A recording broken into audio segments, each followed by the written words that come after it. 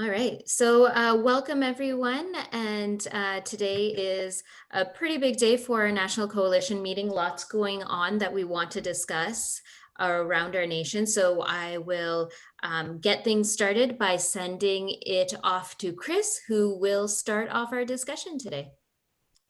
Sure, thanks, Trisha. And as you said, there's lots to get to. I won't take too much time, but did want to let everyone know that the government has not yet tabled the rent and wage subsidy legislation as we thought they might this week, but I have it on good authority that it will now be coming early next week for us to review. And unfortunately, there's not a lot of information beyond that, like a background or anything that will be available until the legislation is actually tabled. So, but the good news is that is happening, and the good news is that FIC met with a senior official in the finance minister's office last Friday to convey FIC's concerns and thoughts around the potential legislation. So I think that was heard by them, and they definitely took that into consideration as they were finalizing, or they are finalizing the bill. So just one more thing, moving forward, we will be doing outreach to the finance committee members in the near future to try to get an appearance before the finance committee to talk about issues moving forward past once the rent issue has been determined. So getting an appearance before the committee to talk about the tax credit for fitness, etc. That will be our priority moving forward once we're beyond this. I think I'll stop there, Trisha. Again, I know we have a deep agenda, so I will stop there. Okay, great, thank you. So Blake here is asking, can you please give a high-level update of what you learned about the rent subsidy in that Friday meeting, i.e. any details would be helpful. I think I might even defer that to Scott, providing he's on the call. Yeah. I think maybe turn it over to him, because I know that, Scott, you were leading the discussion, had a really good discussion, and I'm not sure how much has been communicated yet. And I didn't want to speak beyond what Tyler from finance said in that meeting, so. Yeah, sure. So I will say this with a big caveat that nobody should go and update their cash flow projections on what I'm about to say, because this is just my understanding of the meeting.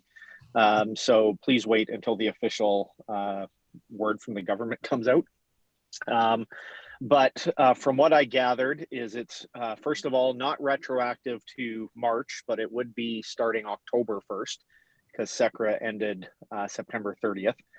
The funds would be flowed through to the tenant, so to the business directly. Tenants would apply kind of the same way they would apply for queues through a portal. There is no longer a revenue test, meaning your 2019 revenues are somewhat irrelevant. There's no $20 million cap.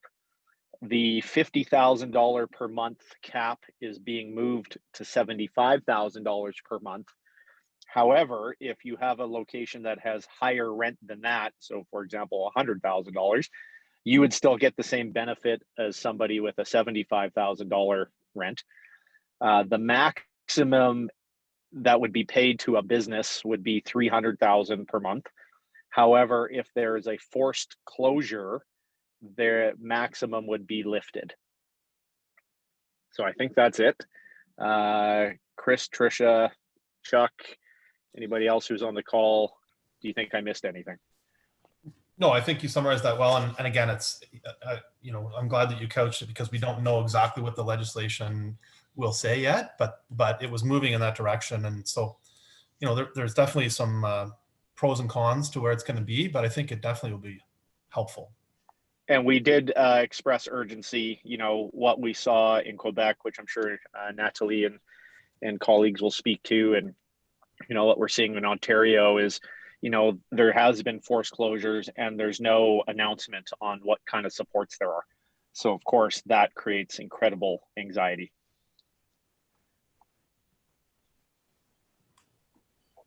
Yeah, thank you. So we will be keeping an eye out for that. And as soon as we find out, I will be making sure that a message is sent to everybody so that you know right away what is happening. Okay. So, and that, Chris, again, is, like you mentioned, is supposed to come out later today Or early next week. or early next week. All right. Yeah. We keep on pushing it a week, so hopefully it'll come today.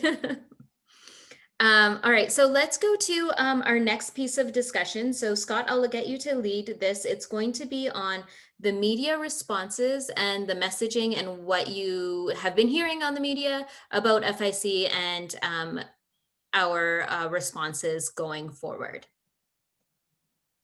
Yeah, so as everybody knows, well, maybe you don't know, and this is the first time you're finding out, but in Ontario, Good Life took a lead, drafted a letter to their members, encouraging them to write their MPPs, staff, etc.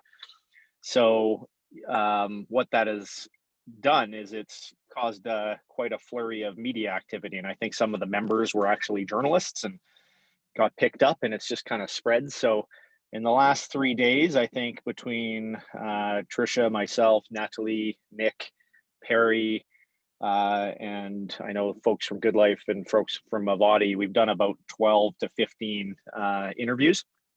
And really what we're finally starting to see is, on a positive side, we're getting some of our message out there in terms of we are looking to partner with government. We're looking to showcase the number of total visits that we've had across the country, and the total number of cases has been very, very small. Transmission rates have been, 0.0001%. So that message is starting to emerge, which is a positive. The negative is that you have a lot of people who aren't involved in fitness. So, I think Nick has coined this well, the 80% that don't use our services yet.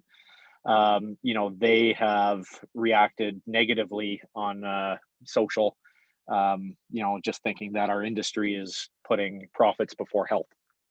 And we know that's not true. So, so it's a bit of a juggling act. It's a bit of a fine line. The one thing I've asked, and I've spoken to everybody, so I don't want to beat this to death, but if we're going to be doing, if you or your facility are going to be doing any sort of campaign, and you would like to have the FIC name attached to it, please give us a heads up, but also realize that we are a small, lean organization. Trisha teaches full time. Everybody on our board has an organization that they're accountable to. So please just send us a text message. Say there's something urgent you need to look at. It's in your inbox, and then we'll get to it. So, we just want to make sure that nobody's caught off guard and we have a good, effective communication plan. So I'm proud of what we did this week in terms of reacting. And I think on balance, it's positive. But, I think we've also had some learning opportunities for next time. So Trisha, I hope that answers I hope I did a good job there. Yeah, absolutely. And also, I just want to add in if anybody needs any pointers. So what I will do is in my follow-up message that I do every Friday, I will put in some key messages that we have been using this week moving forward. So if you do get contacted to comment from the media, that you have something to look at and something to support you while you speak. So some pointers on what to say. The other thing I'll just bring up is in Quebec, I'm sure Nathalie will speak to this more eloquently than I will, but there was the Splinter group who were going to stage illegal openings yesterday, and they were getting media traction. So we actually felt we had to do a press release, a public statement distancing ourselves from that group and not condoning illegal operations. And then just to let everybody know, we just had a call with the Ontario Independent Studio Alliance, and they are also have initiated, so it's already started, a similar letter campaign.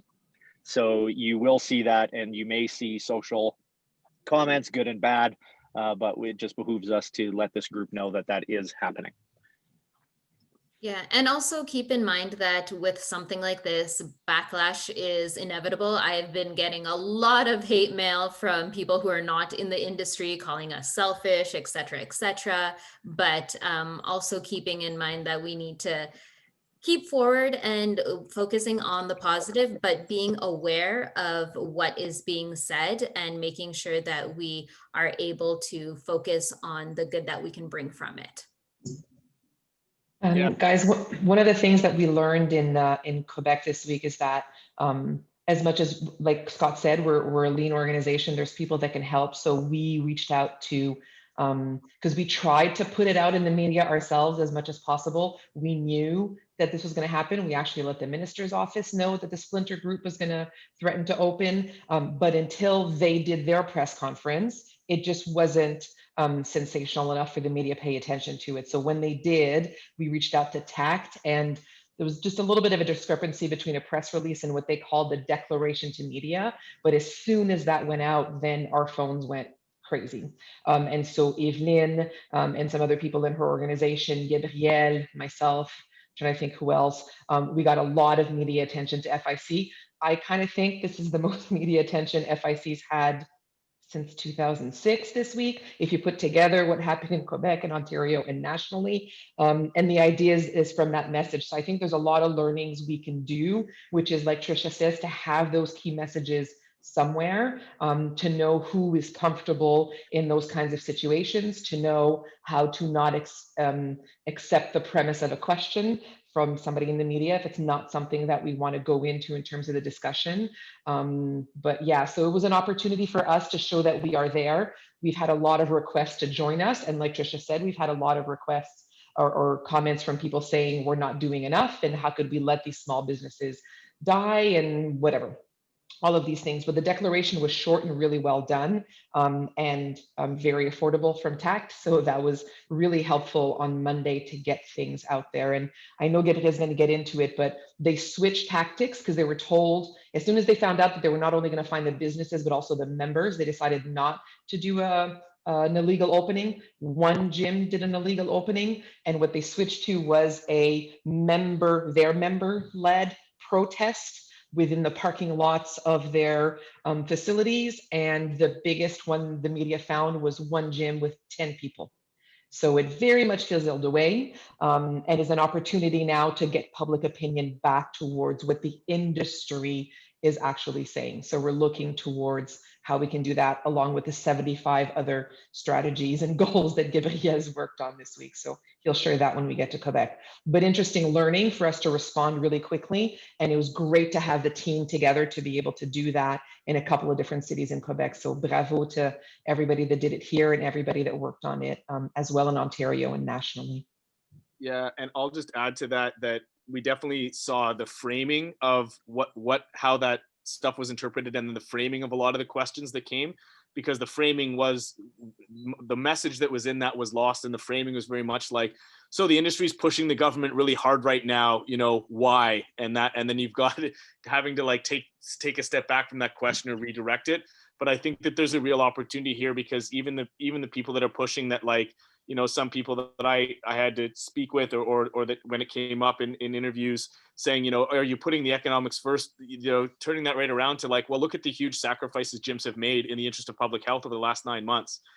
So it's a very tough balance for gyms. It's a very tough balance for the industry. It's a tough balance for the government, to balance the economics with public health. We all understand that, but these are all business owners who are concerned about what's going to go on. And so it's able to, I think there's an opportunity to steer that part of the conversation again to what we've all been talking about with things like rent subsidies, potentially more direct financial relief, because yes, there is the economic concern, because gyms have this economic concern and it's a very legitimate one. And that's where we need help and we want to be a part of the solution.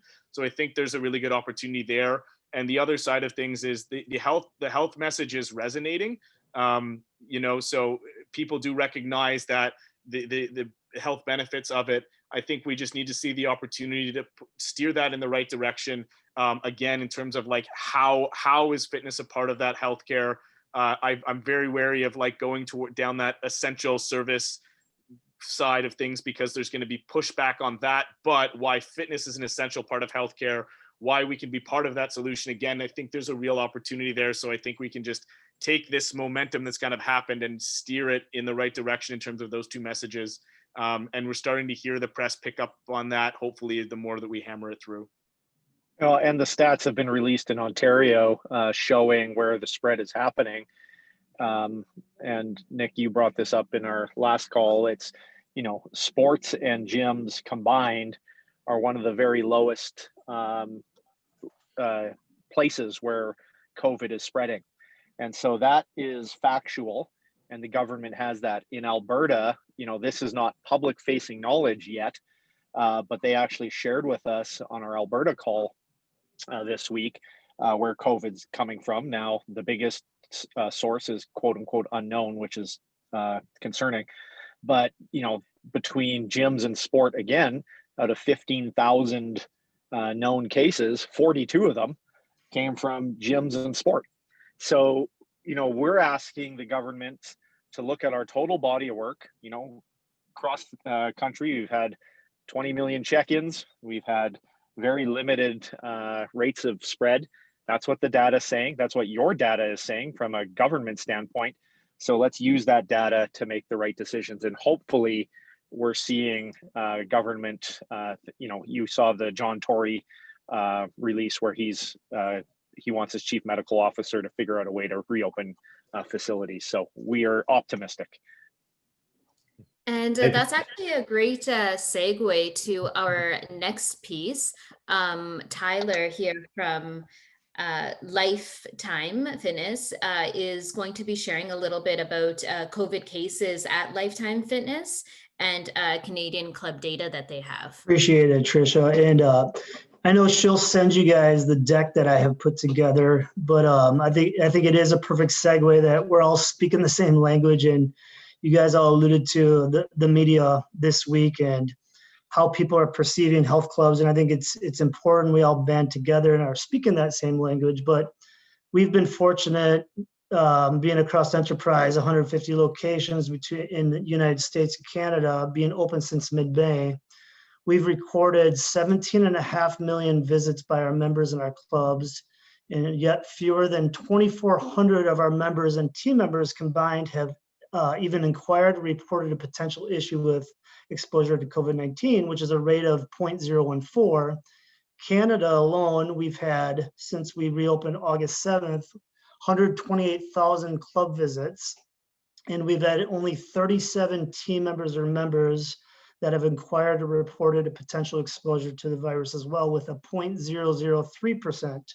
So I think when you guys are talking about partnering with the government, I think that's an imperative message right now. We really want to change our tune in Canada as well, and let the media know how safe gyms are, the precautions that we've taken, the distancing, the ECP measures. But I wanted to share this along with this group today, as I know we have to band together. We're not going to change the result that our clubs are closed now, but the more we educate and help them understand how safe our gyms or health clubs are, is only going to prevent it to closing later and give people the opportunity to better their health. So I don't need the full 10 minutes, but that's what I did want to share amongst with the group, because we've collected this data since May earlier this year. Great, thank you, Taylor. And I will make sure that we share that information that you provided me with the rest of the group, in case they wanted to take a look at how you did collect the data, what you were looking for, and if you have any tips for anyone, you can also send them my way. Right.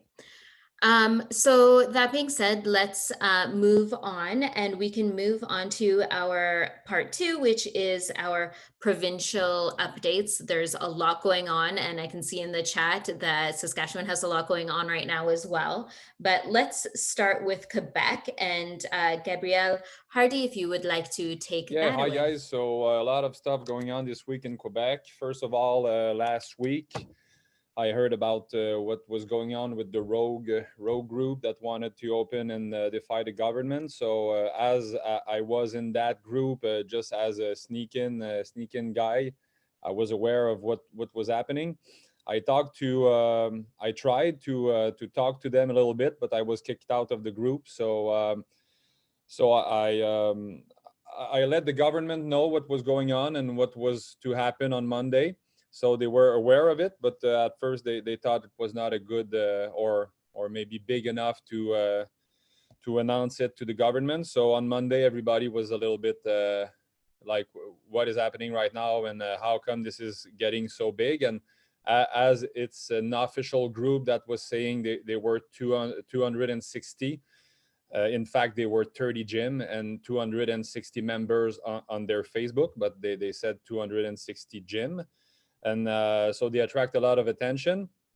But in response to that, we created a video and we released it on Friday, just before this week, to make sure our position was right, and to let our members know we are not doing nothing. We are having strong position. We are not for the decision, but we want to follow the democratic process. So the video was out.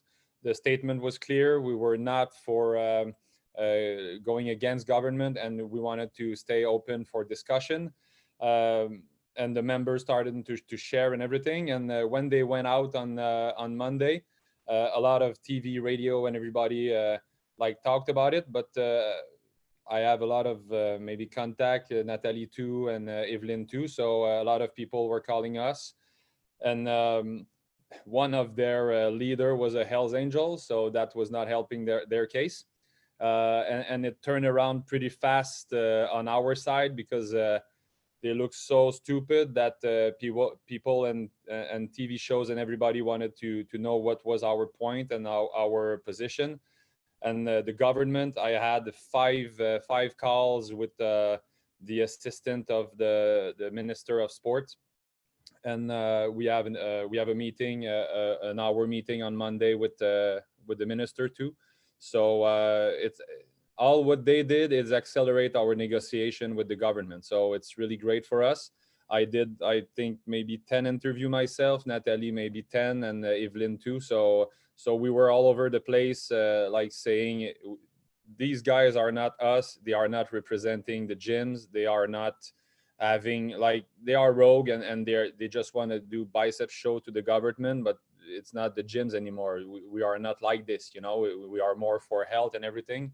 So I think it's really good for us right now. We're in a good position, and we have an appointment with the government on Monday. So I think we will get out of all this small crisis pretty well. And that video, Gabriel, was absolutely brilliant. You guys did a great job with it. Trisha, I don't know if we can send the link to the group, but it was outstanding. So hat off to you guys.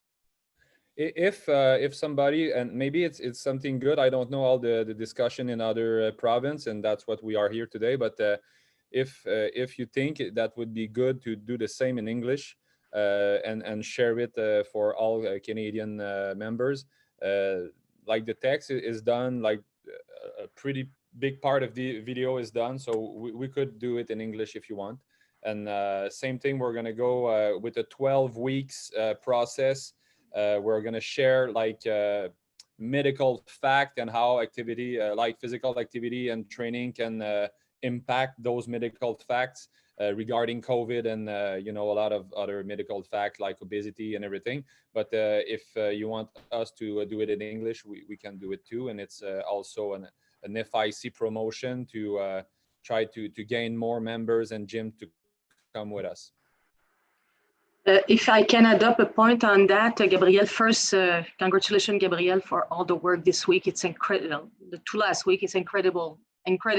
He worked full time on that. Thanks, Gabriel and Nathalie. One of the other thing that we did also on the other side was to work with the Federation of Kinesiologists of Quebec. So one of the things that was more on my side, it was really to have them working on our side and understanding that right now the third of their membership of the Federation of Kinesiologists, it's coming from kinesiologists working in gym.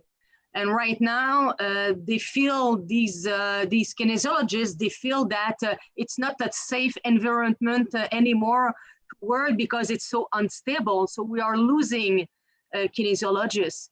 So this is when I urge actually the Federation of Kinesiologists. We worked on that, Gabriel and Nathalie and I, to make sure that they are working with us on that, and that they are working with us to put pressure.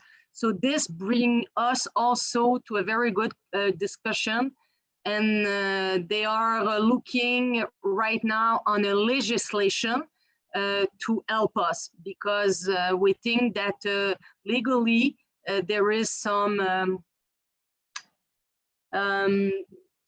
fragility in what they did, the government, and we're working on that right now. So we're really working on two sides, on directly with the different minister, and also with the Federation of Kinesiologists that is also working with us.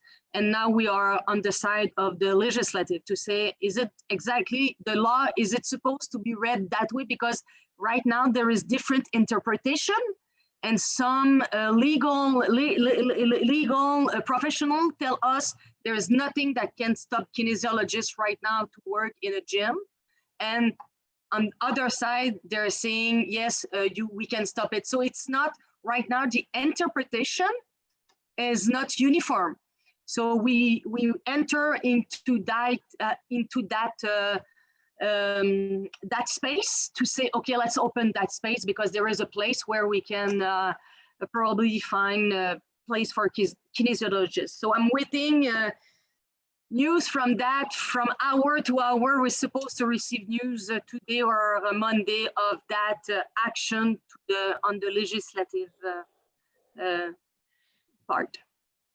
Thank you, Evelyn. Just to let everybody know, in case you're not aware, this week on Wednesday hit the 4 weeks of red zone in Quebec, and it was announced on Monday we're doing another 4 weeks. So I would say almost the entire province now, including gyms, are in the red zone until November 23rd. And for a lot of places, that'll have been a second 7-week modified confinement, but essentially 7 weeks of closures for the majority of the province at that point. So just so you guys are wondering why we're fighting this hard and spending all this time on it, it's because we've been closed now for 4 weeks and we've got another 4 weeks to go. Great, thank you. Do we have any questions for anybody from our Quebec team here? And if you do, I'm sure that they are more than happy to answer any questions or comments that come up. Let's move to Ontario now. There has been a lot of movement and things happening in Ontario. No, it was a quiet week. Not much to report from our end in Ontario. No, obviously we had a lot of activity this week. You know, there was the Good Life letter, as was mentioned, kind of went out to members, and that caused a lot of different things that happened.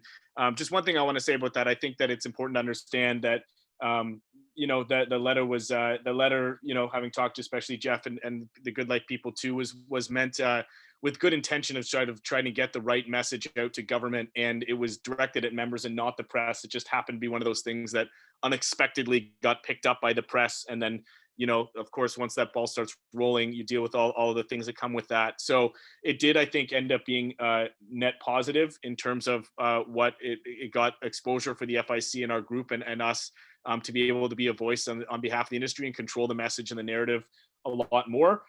So I think that was, you know, the end result is going to be positive in that sense.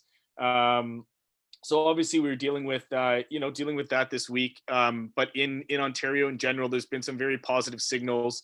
The mayor of Toronto, a couple of times this week, Mayor Tory has said, you know, one statement towards the start of the week was, we think gyms can be open. We have to figure out a way of gyms to be open safely. And then that was backed up the next day by another statement where he was pushing to again see what we can reopen and getting as many businesses open as possible.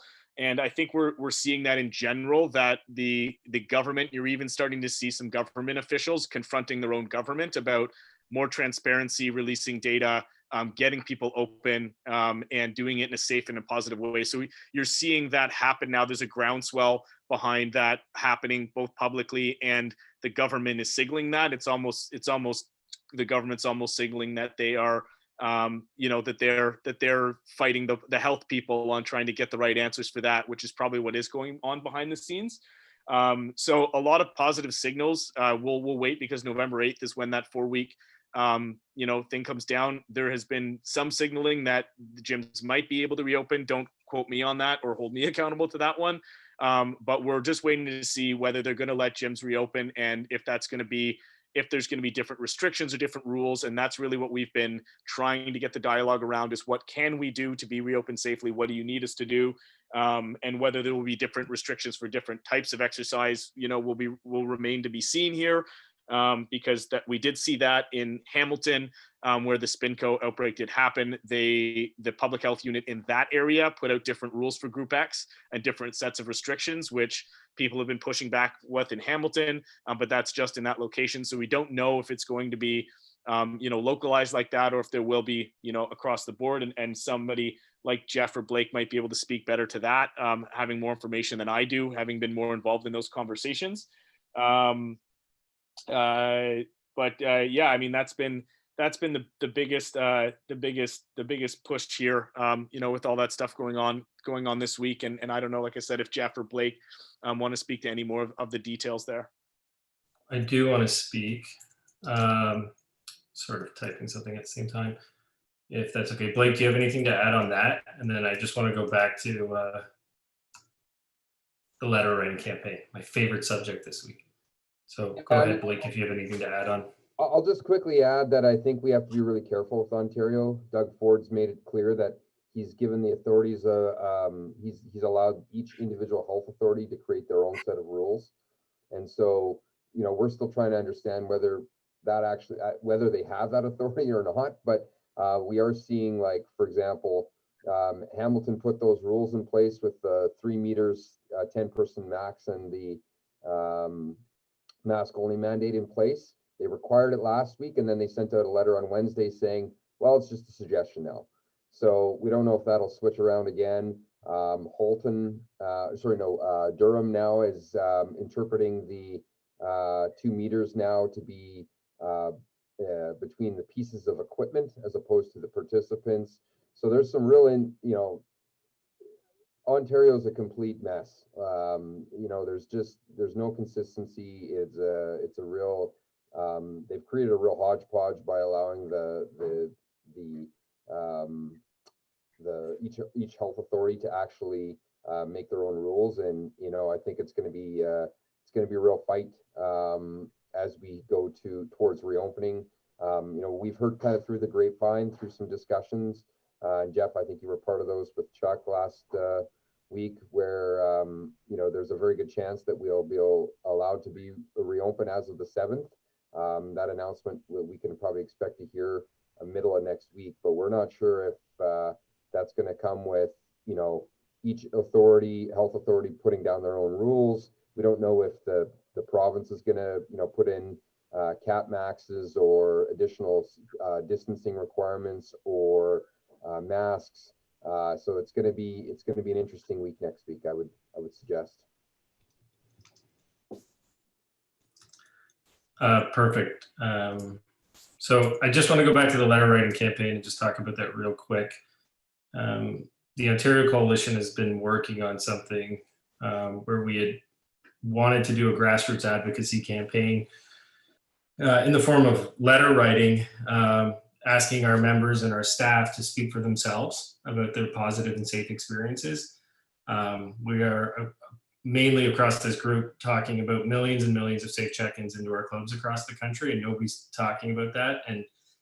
But our members are, and so our members, we all kind of held hands in the past and agreed that these are our advocates, and so are our associates. And I mean, from a Good Life perspective, just in Ontario alone, we have over 3,000 people that are off work, and they're asking us to do more, and they're asking us for to help them and give them a way that they can participate. So this is something that we've been building towards for years, and we were issuing a template of positive messaging, a non-attackist message. It was very positive in the spirit of cooperation and the care for public health.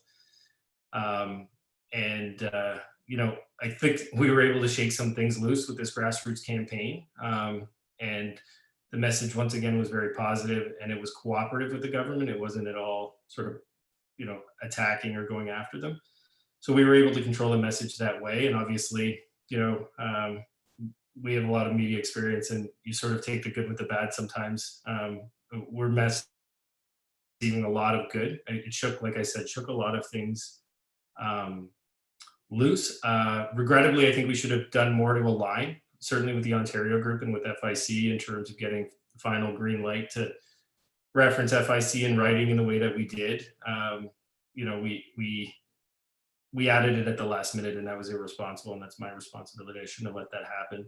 It was done in the spirit of cooperation with this group and everything we've been working towards together. And I think we just didn't realize that the media was going to pick this up. So I apologize for that. And I think there's a good learning there for all of us in terms of maintaining, you know, good communications and keeping goalposts for ourselves and each other so that we can try to, you know, work together and be within those. And, you know, once again, we didn't mean for it to play out in the media whatsoever. So, but the timing couldn't have been better. So there's some things I'm very pleased with. The timing was great this week. We fell into a really nice window just after the weekend where the mayor of Toronto and Doug Ford both encouraged in the media letter writing as a way for people to advocate. So it kind of just fell naturally, and that was kind of what we'd had in the pipeline in the schedule. So that narrative with the MPPs was basically put out there, so the timing couldn't have been any better. It's a net positive in terms of response. You know, there's always going to be some messaging that comes out and doesn't represent our intentions, and people look at the headlines versus the context and the actual commentary. If you look at what we put out, it was certainly not attackist. It was definitely a positive and participatory democratic process that we thought our people would be really pleased with. And overall, our people are overwhelmed and very happy with the tool that we gave them. They feel like we're doing something.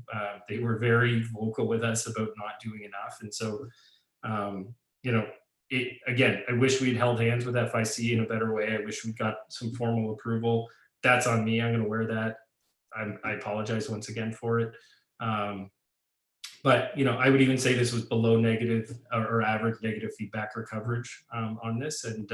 And I'm really happy that FIC got the awareness that they did as well. So that's my comments on it. I'm happy to answer any questions. And, you know, we're taking a lot, the shrapnel we're taking it. And I think it's not landing on FIC too much. I know that it might not always feel that way when you're getting bombarded, but, you know, we're kind of used to that. We got thick skin. So I'm happy that that's happening to us and not to anybody else in the group because we're prepared for it. And I'm very grateful with the understanding that I've been able to create with everybody, and happy that we're going to be able to move on.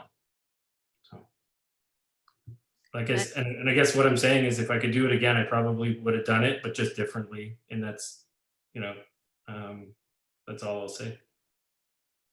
Thanks, Jeff. And I mean, this was a learning experience for all of us, so I'm glad we got a chance to discuss it. And that goes for everybody who is connecting with the media and wants to use FIC's name, just knowing what our position is with all of it, like it has Scott mentioned before. But yeah, and you know what, we're going to take this as a growing opportunity, and we are being talked about in the media and being recognized as the entity for fitness facilities. So we are the trade association, and we want other clubs to know that we are here to support them. So that's always a good thing.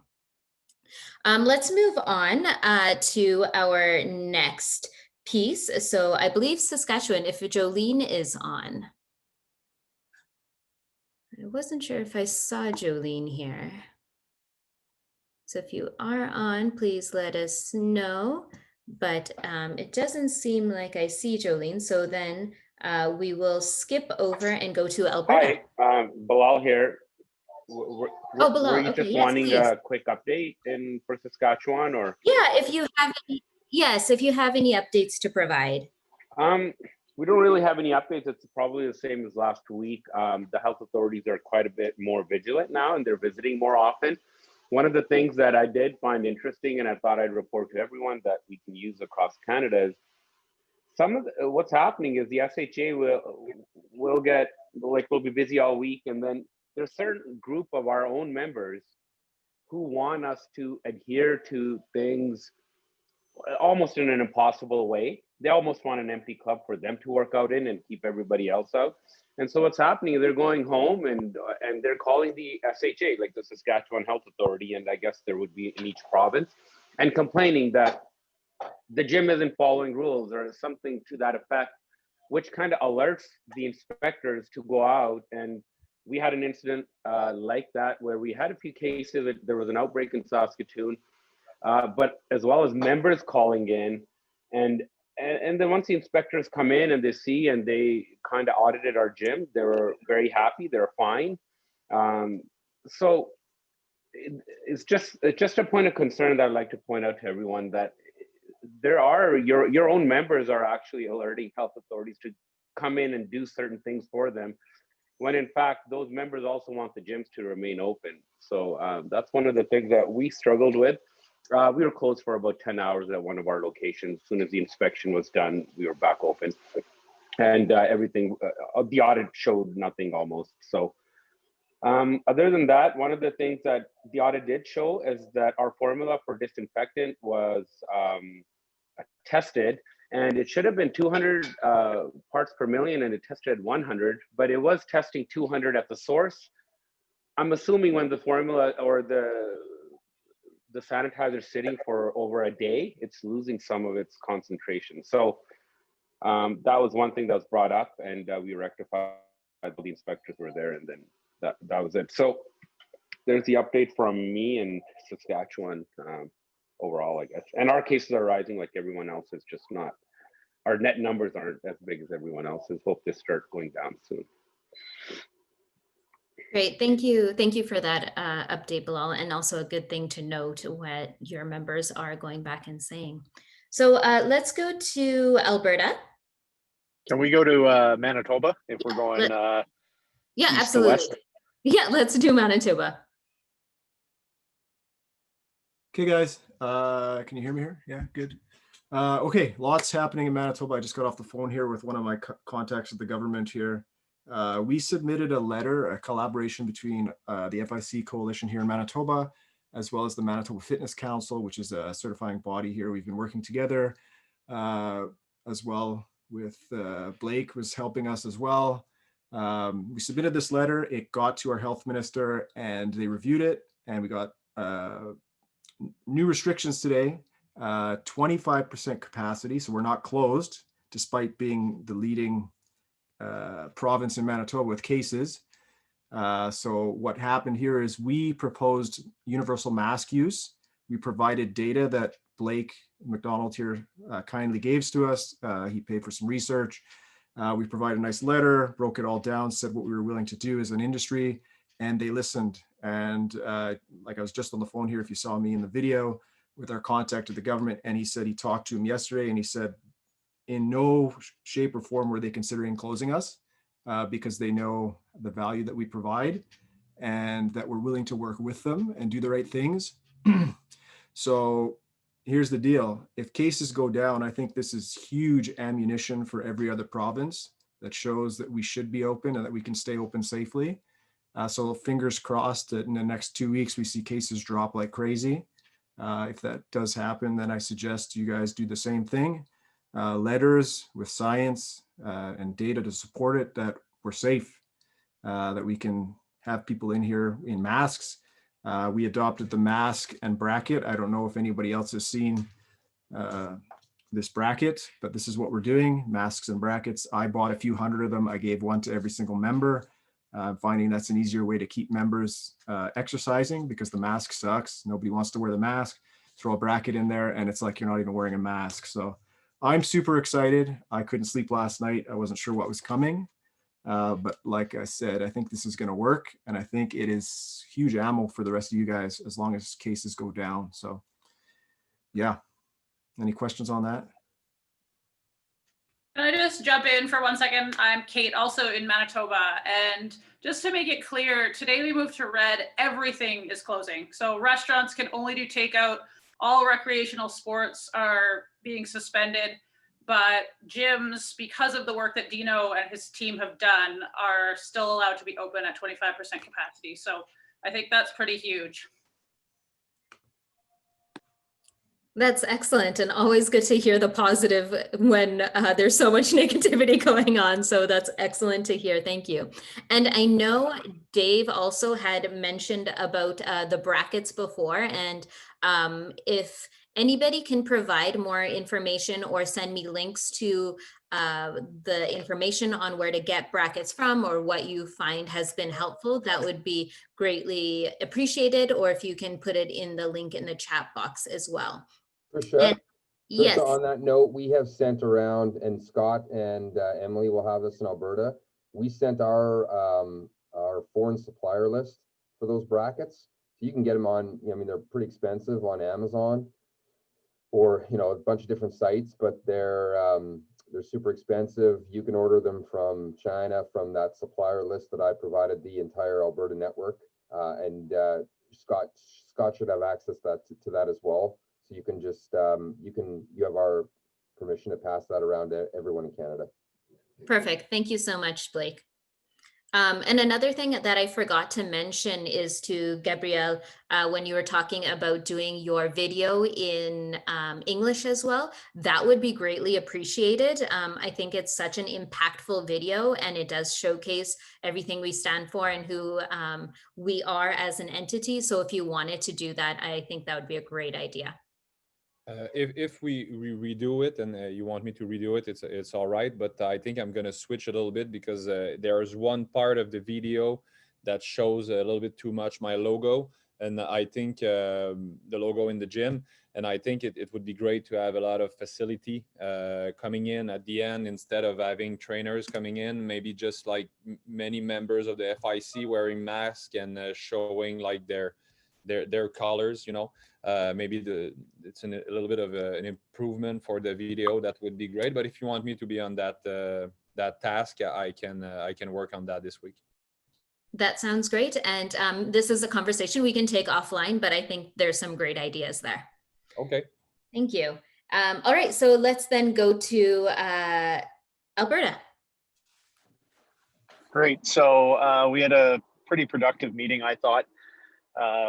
Again, with economic development, just to follow up from our last meeting. You know, they were still looking to get us some clarification on the definitions of what high intensity training is versus not. But I think the real consensus and the feeling I left with the meeting is they don't want to shut down industry. They don't want to shut down fitness. They want to use data. They did share, you know, there's a very low percentage of spread in fitness facilities.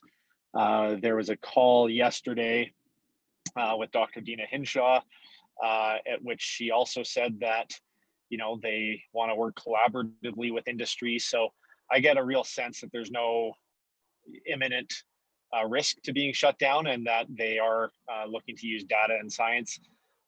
Having said that, we cannot, you know, we got to keep the gas pedal down and stay vigilant. So Blake or Emily, I don't know if you want to speak to anything else, but that's the feeling I have in Alberta.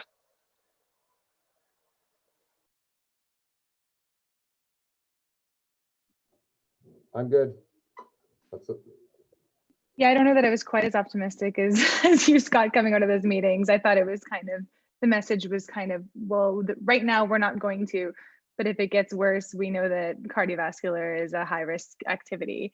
And they were definitely asking for more data about mask usage. So I think it's really interesting that was passed in Manitoba, because that could be an interesting example to point them to in the coming weeks towards our conversations, that somebody else has kind of done it first, because they do look to be taking cues from other provinces at times. The one point, and I had mentioned this a little bit earlier in the chat, but in the town hall yesterday when Dr. Hinshaw was talking about how they allowed sports from very early on because they were talking about that sports are a critical part of health and that there is a reciprocal benefit to participating in sports. And I just like what was going off in my head was I'm like, how can we get lumped together with sports, especially as we head into the colder and darker months, as opposed to kind of being this like high risk cardiovascular activity. So that's the messaging, the positioning curiosity that I have. Yeah, maybe I will add one thing. They did ask a lot of questions about masks. They provided us some of the research that they were looking at. We have countered with some of our own research, as well as it looks like they're constituting now. I can't remember the name of the organization, but it's a research firm to do additional filtration and VO2 testing on masks. So, Dave Hardy and myself are trying to provide them with the brackets and masks to be able to utilize for that testing. So hopefully we'll get, I think the Manitoba thing was a huge win today, but obviously, the more data we can continue to provide these guys, the better we'll be. Great, thank you. Let's go to BC. Go here, Jeff, if you don't mind. All right.